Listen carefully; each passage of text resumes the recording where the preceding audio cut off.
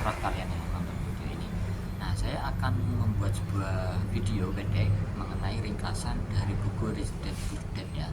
Nah, namun sebelum itu kita kenalan dulu. Perkenalkan, nama saya Ismail. Saya mahasiswa di Universitas Wahab Hasbullah semester 8. Nah, oke, langsung saja ya. Kita akan membahas tuntas soal buku Rich Dad Poor Dad yang ini yang ada di tangan saya. Oke. Nah, yang pertama teman-teman. Nah, saat kalian baca sampulnya ini tertulis Rich Dad Poor Dad. Nah, ini ya.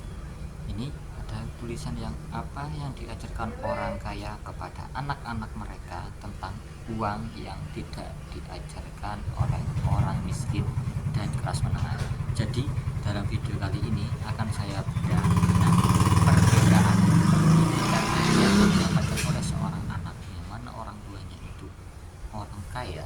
Nah, itu berbeda dengan orang yang miskin ataupun menengah ke bawah. Di bab pendahuluan teman-teman. Nah, di bagian pendahuluan ini tertulis kalimat yang sudah saya kasih stabilo warna kuning ya. Saya kasih sebagai warna kuning. Nah, buku ini sudah saya baca 2 tahun yang lalu teman-teman. Jadi mungkin terlihat sangat dulu saya membelinya di pasar Opa, tapi ini buku yang paling saya gemari teman-teman. Nah, oke. Nah, ada bagian yang paling sangat saya sukai di bagian pendahuluan ini. Uang diajarkan di rumah dan tidak di sekolah. Sebaik apapun kamu mendapatkan nilai, itu belum tentu kamu bisa mendapatkan uang di kemudian hari saat kamu lulus. Kata Rocky Gerung juga pernah bilang, nah, ijazah itu tanda bahwasanya kamu pernah sekolah, bukan kamu pernah berpikir. Nah, dalam pendahuluan ini tertulis teman-teman, itu sebuah gambaran umum soal perbedaan ayah kaya dan juga ayah yang miskin. Nah, ada juga kalimat yang di sini yang bercetak tebal ya teman-teman ya. Ini juga kalimat yang saya kasih tulisannya seperti ini. Nanti akan saya kasihkan juga kepada yang akan memegang buku ini nanti. Nah, ini ada perbedaan antara menjadi miskin dan menjadi bangkrut. Bangkrut itu sementara, miskin itu selamanya. Jadi ini gambaran umum soal pendidikan yang diajarkan kepada ayah kaya dan juga ayah miskin. Nah, akan saya bacakan salah satu dari bukunya. Ini yang sudah saya stabilo juga ya di sini ya. Nah, ini uang datang dan pergi, tapi kalau Anda mendapatkan pendidikan tentang cara kerja uang, Anda memperoleh kuasa atasnya dan bisa mulai membangun kekayaan. Jadi intinya dari pendahuluan ini bukan hanya sebatas memperkenalkan saja, tapi memberikan gambaran secara umum. Buku ini akan merangkum apa yang akan diajarkan oleh ayah yang kaya dan juga ayah yang miskin. Oke, langsung kita lanjut ke bab yang pertama teman-teman. Bab 1 itu berjudul pelajaran 1, orang kaya tidak bekerja untuk uang. Nah, nanti bisa dilihat sendiri teman-teman ya. Nanti untuk bukunya itu sudah agak usang. Nah, oke. Dalam bab 1 ini, orang miskin dan kelas menengah tidak bekerja untuk uang. Orang kaya membuat uang bekerja bagi mereka. Nah, orang miskin dan kelas menengah bekerja untuk uang. Orang kaya membuat uang bekerja bagi mereka. Jadi di bab 1 ini teman-teman ya. Nah, jadi perbedaan yang pertama dari ayah yang kaya dan ayah yang miskin itu, ayah kaya itu membuat uang bekerja untuk mereka, bukan dia yang bekerja untuk uang. Nah, buku ini itu dikarang oleh Robert Kiyosaki. Ada beberapa versi lanjutan dari Rich Dad Poor Dad, yakni Cash Flow Quadrant. Nah, tapi saya nggak akan menjelaskan lebih lanjut ya untuk materi di buku cash flow quadrant. Nah, oke ya. Dalam bab 1 ini, nah, kita akan melihat gambaran atau cerita-cerita, nah, cerita cuplikan cerita pada waktu itu, pada waktu masa kecilnya si Kiyosaki ini. Nah, saat dia mendapatkan bimbingan dari ayah temannya. Jadi ayah temannya itu sangat kaya teman-teman, tapi ayahnya sendiri itu yang miskin. Jadi seperti itu teman-teman. Nah, orang kaya itu membuat uang bekerja untuk mereka, tetapi orang miskin itu bekerja untuk uang. Seperti itu yang dijelaskan di bab 1.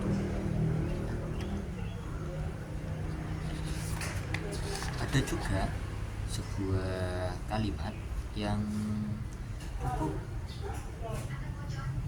gamblang. Nah, cukup gamblang ini dalam artian itu cukup unik teman-teman. Nah, yang saya tulis pada 2 tahun yang lalu, pelajaran pertama yang cukup penting. Nah, di sini ya, pelajaran pertama yang cukup penting. Nah, jadi ini itu hanya berisikan cerita pada bab 1 pada halaman di 19. Ini hanya berisikan cerita. Nah, intinya si Robert Kiyosaki ini itu belajar dari temannya. Jadi seperti itu. Nah, jadi dalam cerita di bab 1 ini itu mereka diajarkan saat mereka mencoba untuk membuat yang namanya bisnis kecil-kecilan teman-teman. Nah, bisnis kecil-kecilan. Nah, bisnis kecil-kecilan ini diajarkan kepada ayah temannya Robert itu tadi. Nah, sebelum jadi bisnis itu tadi, bisnis kecil-kecilan, nah mereka itu bekerja kepada salah satu usaha milik ayahnya temannya. Masih kecil udah mulai usaha teman-teman. Nah, awal-awal, nah ini jadi mereka itu mencoba untuk memalsukan uang waktu itu. Nah, jadi seperti itu, mereka memalsukan uang. Nah, waktu itu masih sangat kecil, masih anak-anak, mereka mencoba untuk membuat uang sendiri. Nah, setelah itu ayahnya si temannya Robert itu bertanya kepada dia, apa yang kamu lakukan? Nah, Robert dengan polosnya dia berkata akan membuat uang teman-teman. Nah, dia mencoba membuat uang sendiri. Nah, jadi dengan melelehkan, kalau tidak salah itu tutup dari pasta gigi yang terbuat dari metal waktu itu. Nah, seperti itu. Mereka mau mencetaknya sendiri. Nah, disitulah awal mula si Robert itu belajar kepada ayah temannya, karena ayah temannya itu sangat kaya teman-teman. Nah, tapi setelah itu, nah, setelah cerita itu tadi, si ayah kaya itu menyuruh Robert untuk bekerja di salah satu toko yang dimiliki oleh ayah kaya. Jadi ayah kaya itu punya anak. Nah, anaknya ini berteman dengan Kiyosaki. Nah, mereka berdua ini bekerja di tempat tokonya ayah kaya. Jadi ayah kaya itu punya tempat. Nah, di sini saya akan membayar 10 sen per jam dan kalian akan bekerja selama 3 jam setiap Sabtu. Jadi mereka awal-awal itu bekerja teman-teman. Jadi masih anak-anak, mereka bingung untuk mendapatkan uang, bagaimana dia mulai bekerja. Oke, jadi banyak cerita untuk di buku Rich Dad Poor Dad ini teman-teman.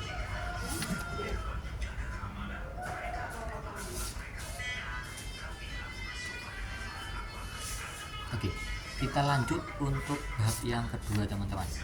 Nah, tadi kan bab 1 itu orang kaya tidak bekerja untuk uang. Jadi mereka itu membuat sistem di mana dia akan memperoleh uang meskipun dia tidak bekerja. Sama seperti kalimat yang pernah diungkapkan oleh Warren Buffett, salah satu investor legendaris. Jadi seseorang itu akan bekerja sampai dia mati, jikalau dia tidak bisa menemukan cara untuk mendapatkan uang di saat dia terbutuh. Kurang lebih kalimatnya seperti itu teman-teman. Nah itulah. Oke, lanjut ke bab 2 teman-teman. Nah, mengapa mengajak melek keuangan? Halaman 49. Nah, langsung saja ke halaman 49. Nah, di bab 2 ini kita langsung disuguhkan dengan cerita juga teman-teman. Nah, pada tahun 1940 Mike mengambil alih kerajaan bisnis ayahnya. Jadi ini cerita di bab 2 ini cerita si Mike itu sudah mulai melanjutkan usaha ayahnya. Nah, karena dulu usaha ayahnya itu sangat-sangat besar teman-teman. Nah, berbeda dengan ayah si Kiyosaki, ayahnya itu hanya pegawai biasa. Jadi seperti itu teman-teman. Ayahnya Kiyosaki itu ayah yang miskin, sementara ayahnya Mike, nah temannya si Kiyosaki, nah itu sangat-sangat kaya. Bukan seberapa banyak uang yang Anda hasilkan, tapi seberapa banyak uang yang Anda simpan. Nah, dalam bab 2 ini, mengapa mengajarkan melek keuangan? Jadi, dalam bab 2 itu, waktu itu ada cerita yang mana, nah ayah dari si Kiyosaki ini, nah dari si Robert Kiyosaki itu mengalami PHK ataupun berhenti bekerja. Nah, tapi waktu itu semuanya itu hampir uangnya saat di masa dia bekerja itu habis teman-teman. Habis untuk membayar cicilan, hutang, cicilan seperti itu. Jadi kalau kalian tahu waktu itu memang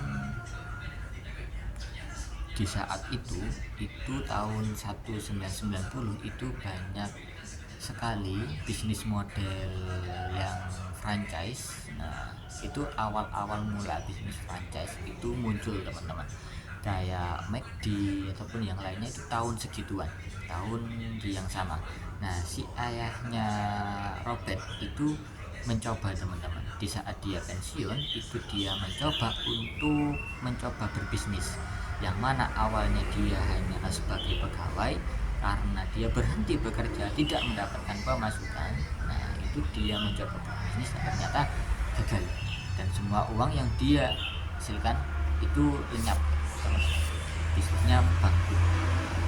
Itulah kenapa di sini diceritakan soal mengapa mengajak melek keuangan. Nah ini ada kalimat yang saya garis bawahi ya. Yang penting adalah berapa banyak yang mereka simpan dan untuk berapa generasi. Jadi waktu itu, nah si Kiyosaki ini melihat perbedaan ayahnya. Di ayahnya sendiri, ayah yang miskin, itu dia bekerja mati-matian waktu itu. Dia bekerja pulang pagi, berangkat malam, pulang pagi, berangkat malam. Nah, tapi yang dihasilkan itu tidak sebanyak ayahnya si Mike, si temannya Kiyosaki ini. Nah, si temannya Kiyosaki, ayahnya temannya Kiyosaki ini, si ayah kaya itu kerjanya hanya sedikit, tapi uangnya bisa lebih banyak ketimbang si ayahnya sendiri yang bekerja sebagai karyawan. Orang kaya itu membangun aset, orang miskin dan kelas menengah membangun liabilitas. Liabilitas itu sesuatu yang kita keluarkan, itu namanya liabilitas. Sama seperti kalau kita punya kos-kosan. Nah kalau kita punya banyak sekali kos-kosan, nah sementara kos-kosan itu ramai dan menghasilkan pemasukan untuk kita, itu baru bisa dikatakan aset. Tapi kalau kos-kosan itu sepi tapi kita harus mengeluarkan uang untuk memperbaiki, itu dinamakan liabilitas. Seperti itu teman-teman. Di bab 2, aset memasukkan uang ke kantong saya, liabilitas mengeluarkan uang dari kantor saya. Jadi ini cerita-cerita ini, nah itu hampir semua buku ini itu hanya berisikan cerita teman-teman, tapi ceritanya itu sesuai dengan apa yang dibahas. Jadi dalam bab pertama tadi kita belajar ya teman-teman ya, bahwasanya orang kaya itu membuat uang bekerja untuk mereka dan mereka yang bekerja untuk uang. Nah di bab yang kedua ini menjelaskan lebih rinci lagi bahwasanya cara orang kaya untuk mendapatkan uang mereka agar terus bekerja. Nah, itu diperlukan yang namanya aset, bukan liabilitas. Orang miskin itu membeli ataupun menggunakan liabilitas yang mereka sadari itu adalah aset. Nah, hal yang seperti ini sering sekali terjadi. Oke, lanjut ke bab 3 teman-teman. Uruslah bisnis Anda sendiri. Nah, jadi di bab yang ketiga ini, kalau kalian bekerja, ya, bekerjalah dengan setengah hati. Nah, jangan kalian berfokus pada pekerjaan Anda, tapi sisihkanlah waktu untuk kalian membangun bisnis kalian sendiri. Jadi Robert Kiyosaki itu bisa dikatakan dia hanya menjalankan bisnis, tidak pernah bekerja. Bahkan pernah sampai dia itu menumpang hidupnya, dia menumpang hidup di salah satu rumah teman atau paman gitu waktu itu. Nah, dia itu menumpang hidup bersama istrinya sampai dia bisa mencukupi dengan dirinya sendiri yang mempunyai aset seperti itu teman-teman. Nah, jadi kalau di bab 3 di halaman 81 kita mengungkapkan, nah, orang kaya berfokus pada kolom aset sementara orang lain berfokus pada laporan penghasilan. Jadi ini lebih terperinci lagi teman-teman. Di bab 1 kita akan mengetahui bahwasanya orang miskin itu akan bekerja untuk uang, sementara orang kaya itu uang yang bekerja untuk mereka. Di yang kedua itu kita dijelaskan soal yang namanya aset dan juga liabilitas. Di bab yang ketiga ini kita akan berfokus pada aset. Jadi orang kaya itu fokusnya pada aset, sementara orang miskin itu fokusnya di laporan penghasilan. Jadi di dalam buku ini teman-teman, nah ini ya, ini juga ada cerita yang unik. Langsung kita disuguhkan dengan cerita lagi. 1974 pendiri McDonald's. Jadi di antara tahun 1974 sampai 1990 itu kalau tidak salah itu gencar-gencarnya bisnis yang namanya waralaba, seperti 7-Eleven, McDonald, dan juga pom bensin Shell kalau nggak salah. Jadi waktu itu pokoknya awal mula bisnis franchise itu ya di tahun itu. Salah satunya yang menggencari itu McDonald teman-teman. Jadi seperti itu. Jadi di bab 3 ini saya juga sudah membacanya. Pergumulan secara keuangan kerap kali merupakan hasil dari orang yang seumur hidup bekerja untuk orang lain. Jadi kebanyakan teman-teman orang yang bekerja itu mereka hanya fokus pada laporan keuangan mereka. Uang itu akan mengalir, uang masuk akan mengalir tanpa adanya aset yang terus bertambah, atau uang mereka itu mereka gunakan secara habis-habisan, secara terus-menerus teman-teman. Mereka menghabiskan hidup untuk mengurusi bisnis orang lain dan membuat orang itu kaya. Nah, jadi orang kaya itu berfokus pada aset, sementara orang miskin itu berfokus pada laporan keuangan. Jadi seperti itu teman-teman. Nah, di sini juga ada kalimat yang membuat saya tergugum waktu itu. Mulailah mengurus bisnis Anda sendiri. Pertahankan pekerjaan Anda, tapi mulailah membeli aset real, bukan liabilitas atau harta pribadi yang tidak memiliki nilai real begitu berada di rumah Anda. Jadi misalkan teman-teman, nah kalau kalian ingin membeli sebuah mobil, nah pastikan mobil ini kalian gunakan untuk keperluan kalian. Nah contoh, kalian memerlukan mobil untuk perjalanan, nah, agar nyaman perjalanan jauh dari Jawa ke Bali ataupun dari luar kota. Nah itu baru yang dinamakan sebagai aset. Tapi kalau mobil itu hanya kalian gunakan bukan sesuatu yang produktif, Nah, itu yang dinamakan liabilitas. Jadi kita itu di bab 3 itu kita akan difokuskan pada yang namanya aset. Aset itu sesuatu yang menghasilkan uang untuk kita, sementara liabilitas sesuatu yang membuat kita untuk mengeluarkan uang dari kantong kita, seperti itu teman-teman. Nah, pelajari itu semua maka kamu akan kaya. Nah, ini ada salah satu kalimat yang saya tulis pakai kertas, ini hampir bisa dilepas teman-teman.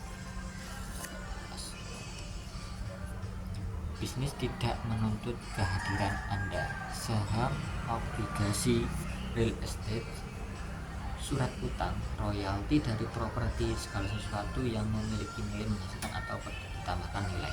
Jadi saham itu, kalau kalian belajar saham itu ada yang namanya bagi hasil ataupun yang namanya dividen teman-teman. Itu salah satu bisa dikatakan aset. Nah, obligasi atau surat utang negara, nah itu juga ada. Real estate seperti tanah. Jadi teman-teman, salah satu dari bab 3 itu kita akan dipaparkan beberapa aset ya teman-teman, ya benar-benar aset. Contohnya tanah, saham, obligasi, dan juga royalti dari properti. Royalti dari properti itu misalkan kalian punya kos-kosan, nah seperti itu teman-teman. Nah itu. Lalu untuk di bab selanjutnya itu di bab 4, sejarah pajak dan kekuatan korporasi. Nah, 9 teman-teman. Ini kita akan langsung menuju ke bab 4 teman-teman. Itu 9. Nah, orang kaya bermain secara cerdas dan dia melakukannya lewat korporasi. Rahasia terbesar orang kaya. Nah, hal ini juga sependapat teman-teman. Ada sebuah podcast, nah jadi salah satu triliuner yang ada di Surabaya, Kore namanya, itu pernah berbicara di sebuah podcast seperti ini teman-teman. Orang miskin jangan pernah melawan orang kaya. Orang kaya jangan pernah melawan pemerintahan. Jika melakukan salah satu, bisa kalian entah itu kaya atau miskin, kalian akan habis. Nah, dan itu benar-benar tertulis teman-teman, bukan sesuatu yang bisa kita lihat secara langsung, tapi di buku ini itu ditulis teman-teman. Nah, ini menceritakan soal Robin Hood. Jadi si ayah kaya melihat Robin Hood itu sebagai bandit ataupun pencuri, tapi si ayah miskin itu melihat Robin Hood itu sebagai pahlawan. Nah, itu jadi seperti itu. Ayah kaya bahwa pegawai pemerintah adalah sekumpulan pencuri yang malas, dan dari orang miskin saya mendengar betapa orang kaya itu bajingan rakus yang seharusnya disuruh membayar pajak lebih besar. Nah, jadi di sini diungkapkan juga bahwasanya ayah dari Kiyosaki, nah si ayah miskin itu adalah seorang pegawai pemerintahan, seperti itu teman-teman. Jadi dia bekerja tapi penghasilannya nggak seberapa, tidak seperti ayah yang kaya, ayahnya Mike, seperti itu teman-teman. Nah, jadi pandangan mereka itu sangat berbeda. Nah, di sini juga, nah, ini kalian bisa melihat ya teman-teman. Nah, ini adalah sebuah perbedaan teman-teman. Nah, ini mulainya itu dari sini teman-teman. Nah, laporan penghasilan pribadi, pengeluaran di sini pengeluaran. Nah, kalau pengeluaran kalian itu menghasilkan yang namanya penghasilan, itu bisa disebut juga dengan aset. Jadi aset, nah ini akan menghasilkan penghasilan untuk pribadi. Nah, ini bisa kalian lihat ya nanti. Nah, oke. Sini juga tertulis teman-teman, orang kaya mengakali kaum intelektual semata-mata mereka memahami kekuatan uang, pelajaran yang tidak diajarkan di sekolah. Tapi memang itu benar teman-teman, memang itu benar. Jadi orang kaya itu mendapatkan sebuah pelajaran yang tidak bisa didapatkan oleh orang miskin di kalangan menengah ke bawah. Jadi pendidikan mereka soal uang itu sangat-sangat berbeda teman-teman. Jadi seperti itu, mereka si ayah kaya nah itu fokus pada ke aset, nah sementara si ayah miskin itu fokusnya itu laporan keuangan seperti itu. Jadi di bab 3 ini, di pelajaran keempat ini, kita diberikan salah satu pemahaman yang lebih mendalam lagi soal aset teman-teman. Uruslah bisnis Anda sendiri. Jadi jangan pernah bekerja sepenuh hati, tapi bekerjalah setengah hati sehingga Anda bisa sepenuhnya hati di bisnis Anda. Karena apa? Karena dari kalimat Warren Buffett, jikalau kamu tidak bisa menemukan cara untuk mendapatkan uang di saat kamu tertidur, maka kamu akan bekerja sampai kamu mati. Seperti itu teman-teman. Itu salah satu dari kalimat yang saya sukai dari investor legendaris ya, Warren Buffett, yang mana saat ini masih hidup orangnya. Selanjutnya pelajaran kelima, yakni orang kaya menciptakan uang. Nah, di pelajaran kelima ini di 103 namanya. Nah, jadi di bab 5 ini kita itu diberikan gambaran teman-teman. Nah, seringkali di dunia nyata bukan orang yang pintar yang unggul, tetapi orang yang berani. Nah, ini di 5 ini, di bab 5 ini teman-teman, itu kita diberikan sedikit gambaran bahwasanya orang yang pintar itu kebanyakan mereka itu akan takut terlihat untuk gagal, padahal gagal itu juga bukan sesuatu yang buruk teman-teman. Nah, kita bisa belajar dari kegagalan. Ini kalimat yang paling penting. Ini juga saya start dulu ya. Seringkali dalam dunia nyata bukan orang yang pandai yang unggul, tapi orang yang berani. Thomas Alva Edison, sang penemu lampu. Nah, dia bukan orang yang pandai teman-teman sebenarnya, tapi dia adalah orang yang berani terus mencoba sampai 1000 kali.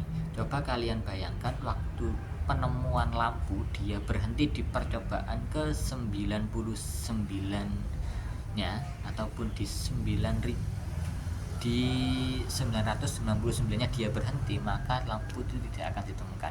Dan juga kalimat yang pernah saya dengar dari salah satu dosen di Malang, namanya Kalimas Sada, itu dia bilang seperti ini: dunia tidak dirubah oleh orang pintar yang pengecut, tapi dunia dirubah oleh orang bodoh yang rela melakukan apapun.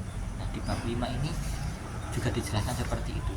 Seringkali dunia bukan orang yang pintar yang unggul, tapi orang yang berani. Orang berani tidak harus orang yang pintar teman-teman. Orang bodoh kalau memiliki keberanian akan berhasil. Jadi seperti itu teman-teman. Nah, jadi disinilah di bab 5 ini kita akan sedikit disuguhkan dengan yang namanya cash flow.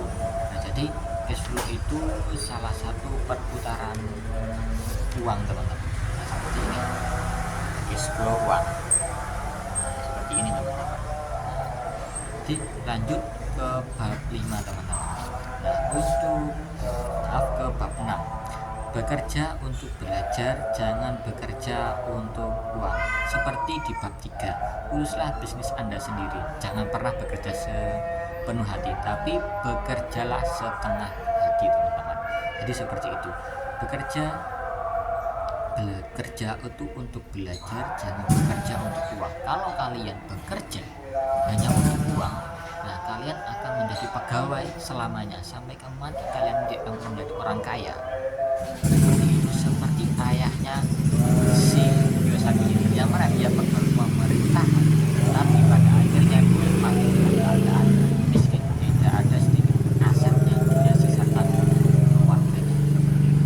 Jadi kalau kita bekerja itu kalian niatin belajar ya, jadi kalian bisa belajar dimanapun, tidak harus di tempat dimanapun itu kalian bisa bekerja, seperti itu teman-teman. Nah, jadi di bab yang ke-6 di halaman 129 ini teman-teman, 129 ini, pekerjaan yang terjamin adalah segalanya bagi ayah saya yang terdidik. Belajar adalah segalanya bagi ayah kaya. Jadi ayahnya si Kiyosaki itu dia orang yang terdidik, sehingga dia bisa masuk ke pemerintahan dan bekerja 9 to 5 seperti itu teman-teman. Nah, gambarannya seperti itu. Begini banyak sekali ceritanya teman-teman, nggak bisa saya ceritakan segamblang dan mirip mungkin, nggak bisa teman-teman. Jadi akan saya ambil inti-intinya saja. Jadi dari ayah kaya ini, dari bab 1 si Kiyosaki itu disuruh bekerja kepada ayahnya, seperti itu teman-teman. Nah, jadi dia bekerja mendapatkan uang seperti itu, baru dia mencoba belajar berbisnis, mencoba untuk menyewakan komik itu. Jadi si pendidikan itu tidak bisa menjamin kamu juga akan sukses. Bahkan di bab 6 ini, bekerja untuk belajar, jangan bekerja untuk uang, itu memang harus kita lakukan. Kenapa? Data di tahun 2024 ada 7 juta lebih pengangguran yang ada di Indonesia, dan 1 jutanya itu jurusan ataupun berpendidikan di semua jurusan di pendidikan S1 ataupun sarjana teman-teman. Ini seperti itu. Jangan kalian gunakan pendidikan itu sebagai tameng bahwasanya kalian itu pasti akan sukses, enggak, belum tentu. Kalau kalian bisa menemukan kampus yang berani menjamin saat kalian mendapatkan ijazah sarjana kalian akan langsung diterima kerja di tempat kalian berikan, nah kalian berarti sudah menemukan surga. Tapi belum ada sampai sekarang pihak kampus yang berani menjamin di saat mahasiswanya mendapatkan ijazah dia akan langsung diterima kerja. Itu tidak ada yang berani menjamin. Seorang dokter juga tidak akan berani menjamin kalau kalian habis menerima obat, habis diperiksa oleh si dokter, kalian akan langsung sembuh. Begitu juga dengan seorang dosen atau guru. Jadi selagi ada kesempatan untuk bekerja, maka bekerjalah. Ingat, bekerja untuk belajar, bukan bekerja untuk uang. Seperti itu. Di bab. Lanjut ke bab ke-7 teman-teman. Mengatasi berbagai hambatan, 140. Nah, jadi di sini kita dihadapkan teman-teman dengan sebuah problematika saat kita ingin menjadi kaya teman-teman. Jadi ada 5 alasan teman-teman di bab ke-7 ini mengatasi rintangan-rintangan dari takut, sanisme, kemalasan, kebiasaan buruk, dan kesombongan, pride. Nah, biasanya saat orang miskin ataupun kelas menengah ke bawah baru mau menginjak bisnis ataupun mau melompat ke kelas yang di atasnya ataupun kelas atas, dia akan takut teman-teman. Mau buka usaha takut, mau mencoba jualan takut, dia akan takut.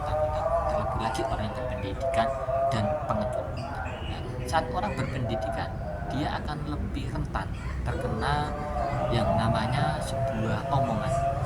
Itu loh, sudah berpendidikan, sudah sarjana, buka usaha tapi gagal, apalagi kamu yang tidak sarjana. Nah, seperti itu teman-teman.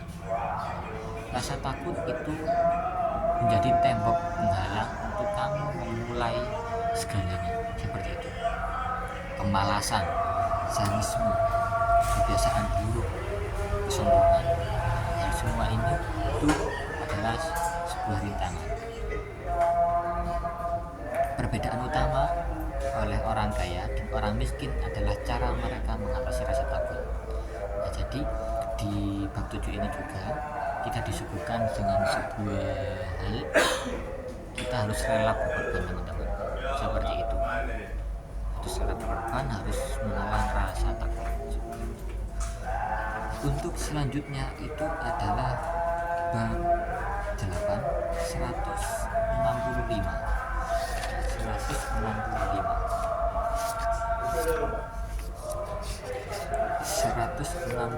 itu, nah, emas ada di mana-mana. Sebagian besar orang tidak terlahir untuk melihatnya. Itu. Andai saya bisa berkata mengumpulkan kekayaan itu mudah bagi saya, tapi kenyataannya tidak. Itulah di bab 7 tadi kita harus melewati rasa takut seperti itu teman-teman. Dan di bab 8 ini kita akan memulainya. Di bab 8 kita yang pertama itu harus menemukan sebuah alasan. Nah, sebuah alasan kenapa kita harus semangat, kenapa kita harus terus maju ke depan, kenapa kita harus melawan rasa takut seperti itu. Nah, pentingnya sebuah alasan agar tidak ingin dihilang sepanjang hidup saya. Nah, di sini ada sebuah alasan yang menurut saya crucial itu.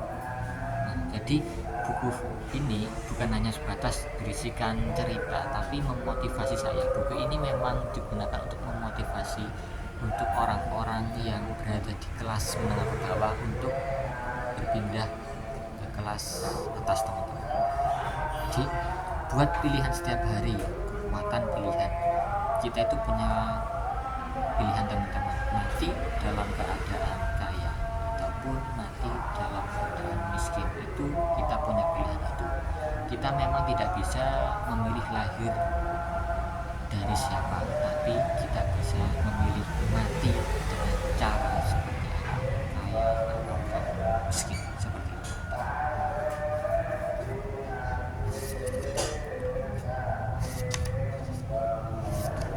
Di dalam buku ini juga kita dijelaskan soal bagaimana cara mengatur sebuah keuangan ya teman-teman. Jadi untuk pemulai itu kita juga harus mencoba untuk mengatur diri kita sendiri terlebih dahulu. Jadi banyak owner bisnis. Nah, jadi dia itu lebih cepat mengambil dividen ataupun bagi hasil dari perusahaan yang ia bangun.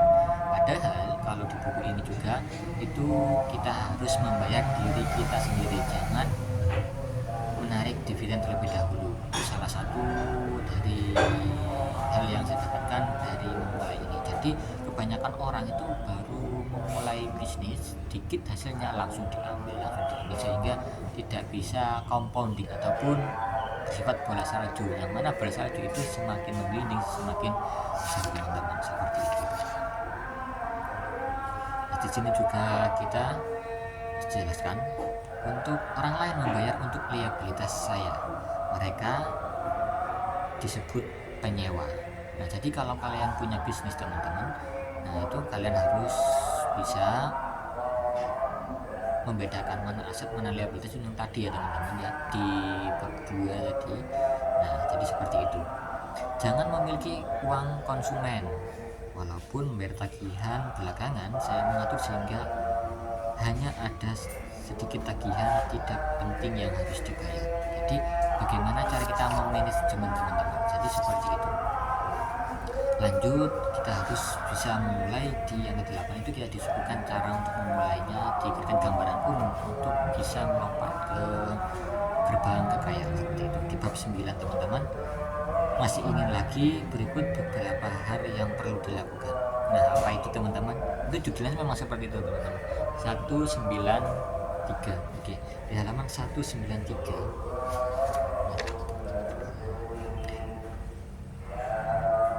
Jadi kita diberikan sebuah nasihat ataupun daftar yang harus kita lakukan. Yang pertama, berhentilah melakukan apa yang sedang Anda lakukan. Dengan kata lain, beristirahatlah dan evaluasilah apa yang berhasil serta apa yang tidak berhasil.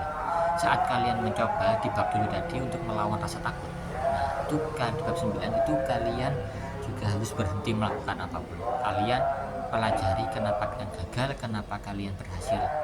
Itu akan mempercepat kalian dalam meraih sebuah kekayaan teman-teman. Carilah gagasan baru. Untuk gagasan investasi baru saya pergi ke toko buku dan mencari buku. Nah ini seperti itu waktu itu teman-teman. Jadi untuk pengenalan soal saham itu sangat sedikit pada tahun di bawah 2000-an teman-teman, seperti itu. Oke, jadi ini beberapa sambil carilah tempat yang tepat, carilah orang yang ingin membeli lebih dahulu, itu investasi teman-teman. Nah, di bagian terakhir yakni di pemikiran terakhir teman-teman. Nah, jadi di bab yang terakhir itu ada yang namanya pemikiran akhir di halaman 199. Di situ tertulis kunci mencapai kebebasan keuangan adalah kemampuan seseorang mengubah penghasilan yang didapatkan menjadi penghasilan pasif ataupun portofolio. Ada yang namanya pegawai, ada yang pekerja lepas, ada yang namanya pembisnis, ada juga yang namanya investor. Nah, ini buku ini itu awal dari keempat itu teman-teman. Jika diajarkan untuk ayah kaya dan ayah miskin, seperti itu teman-teman. Jadi di bab yang terakhir itu kita diberikan kemampuan seorang untuk mengubah penghasilannya, seperti itu teman-teman.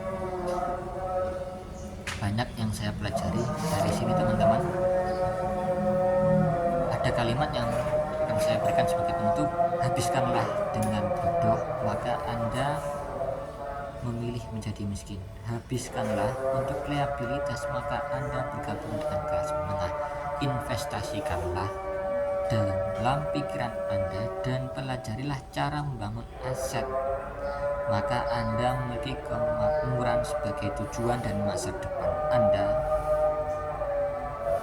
Pilihan Anda di tangan Anda. Setiap hari dan setiap uang Anda memutuskan akan menjadi kaya. Jadi di buku ini memotivasi kita untuk terlepas dari belenggu yang namanya kemiskinan teman-teman. Rich Dad Poor Dad ini memotivasi saya penuh. Nah, jadi pandangan saya itu semakin meluas dengan membaca buku ini. Saya tahu buku ini juga saat saya membaca judulnya itu saya teringat teman-teman, teringat keadaan saya sendiri. Ya, saya masih miskin, saya harus belajar bagaimana caranya menjadi kaya. Oke, cukup sekian sampai video ini dibuat dan Rich Dad Poor Dad selesai.